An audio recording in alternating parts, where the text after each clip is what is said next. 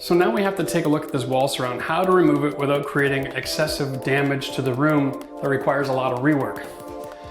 So what we're going to do is we're going to try to attempt to remove the tile surround and then reinstall the new tile right to the point where the paint is finished.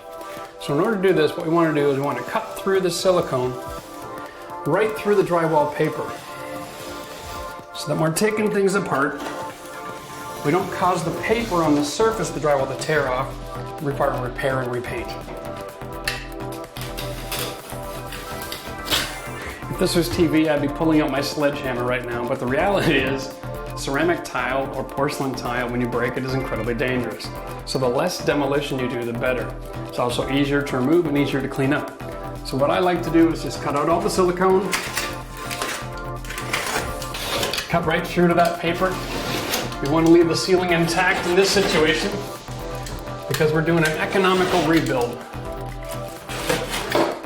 The goal here is to make this bathroom functional and hopefully a lot cuter by the time we're done. So traditionally when you build a shower, the drywall on the back is 5 feet long. So they put the back wall on first, then they build the sides. So when you're removing it, if you want to take it off in large pieces, you have to take the sides first and then take the back. Now, in order to do this, without destroying this wall so we can tile up to it, we want to take the tile off the drywall, the first row. And then we're going to cut through the wallboard and take the remainder. So this might require a little bit of finesse and a little bit of luck.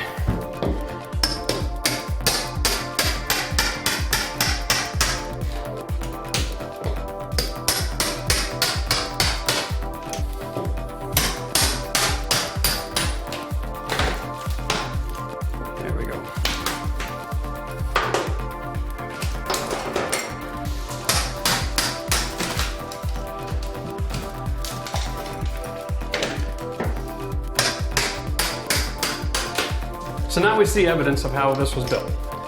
This is very traditional. It's according to the building code here in the province of Ontario. It's just drywall right through the whole shower. This is the residue of a glue. This is not a cement. And there's nothing in here that's waterproof.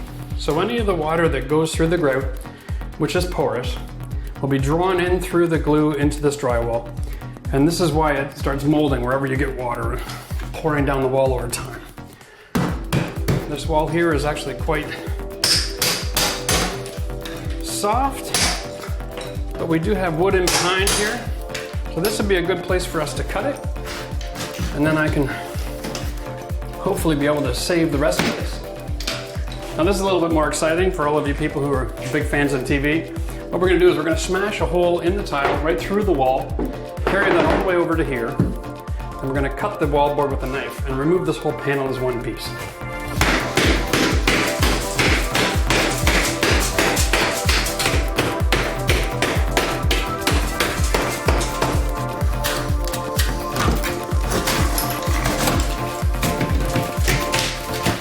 So just jiggling.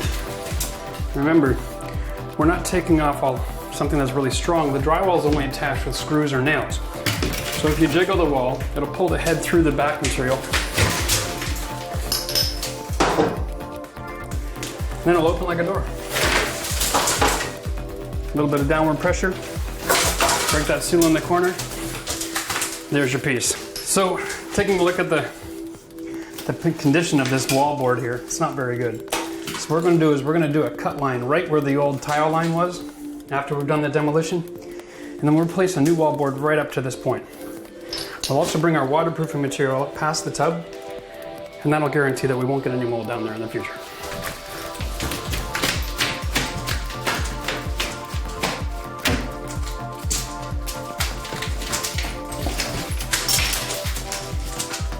Panel number 2. So this is a little disappointing. This home was built with a very thin plastic. 1980s they had Super 6, which is the current standard of plastic, but it wasn't part of the code. So this is actually a quite thin vapor barrier, and it's taken on a little bit of damage. So what we're going to do is we're going to replace this with a new vapor barrier, use a tuck tape and tie it in later.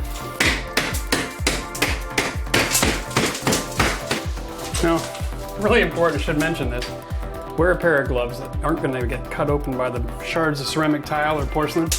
This stuff here doesn't look like much because it breaks so easily, but but when it runs across your skin, it'll cut you right clear to the bone. You won't even feel it until it's too late. And again, just a little jiggle, opens like a door. Straight out to the garbage. What you see on the back of the plastic here, all this black, it's actually surface mold on the plastic. It's evidence of the water damage.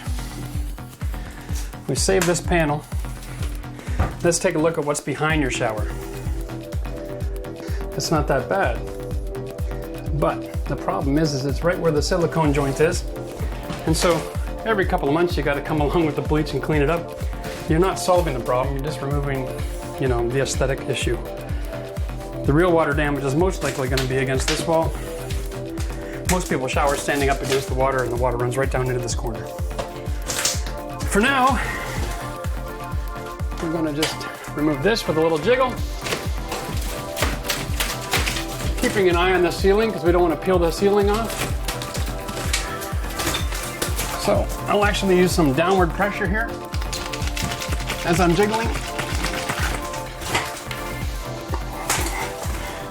So this might be better done by 2 people unless you're confident you can carry the approximately 60 or 70 pounds that I'm pulling off the wall here.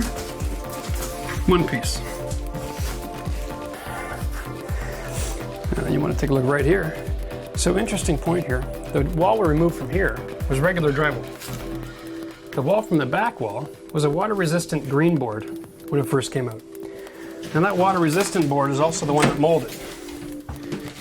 So when you're doing this kind of renovation, keep in mind that just because something is water-resistant doesn't mean it's waterproof. And just because something's mold-resistant doesn't mean it's mold-proof. Just means you'll get the same ugly mess, it just takes a little longer to get there.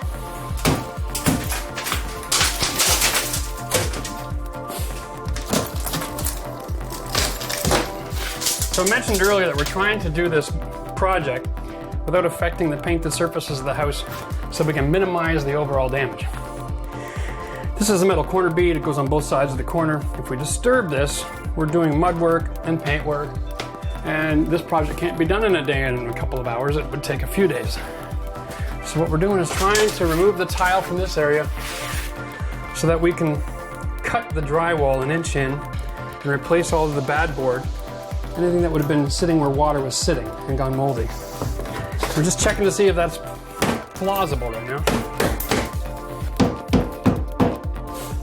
So I'm feeling pretty comfortable about doing that. Just cutting this wallboard right here. Now there's wood behind here, so I can't use a drywall saw. All I can do is just cut a few times until I know I'm through.